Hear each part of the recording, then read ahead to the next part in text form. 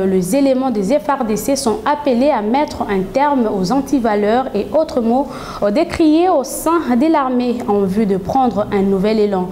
C'est par cette exhortation que le chef de l'État Félix Tshisekedi a clôturé le week-end dernier le séminaire sur l'éthique et la déontologie des FARDC organisé par le ministre de la Défense nationale. Reportage.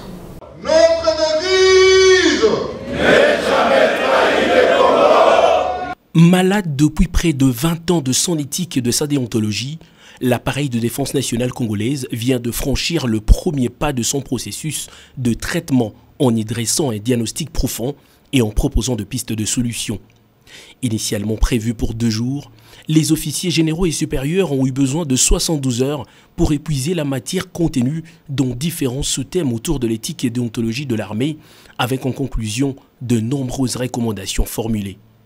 Sur le principe d'éthique, de déontologie et de leadership, les séminaristes se sont dit qu'il faut sensibiliser et vulgariser le texte, appliquer le trinôme formation, équipement et casernement.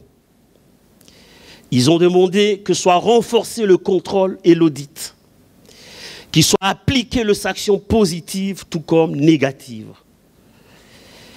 qu'il soit respecté le principe de mérite et de compétence, et qu'il soit organisé dans un délai court les états généraux de l'armée. Sur les recrutements, la formation et l'entraînement, les séminaristes recommandent entre autres le respect de critères en choisissant de bons recruteurs, d'adapter la formation aux besoins de l'armée et améliorer les infrastructures.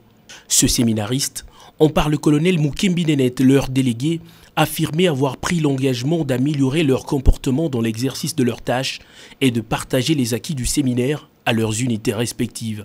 Fort de cet engagement, le chef de l'État et commandant suprême de forces armées de la République a dans son mot de clôture réitéré sa confiance aux forces armées de la République appelées à mettre terme au règne de forces négatives qui menacent dangereusement l'intégrité du pays.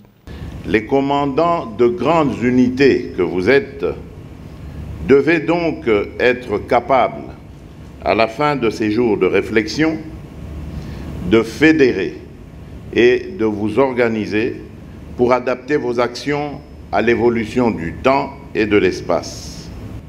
Ma conviction est de ne pas clôturer un séminaire atelier, mais plutôt mettre fin aux antivaleurs et autres mots MAUX, que vous avez décriés tout au long de vos discussions et qui vous ont caractérisé des années durant. Abandonnez-les, enterrez-les et à jamais prenez un nouvel élan. Clé de voûte du bon fonctionnement de forces de défense et sécurité, la discipline militaire exige un commandement responsable qui doit répondre aux exigences de contrôle et de rédévabilité, ont retenu les séminaristes.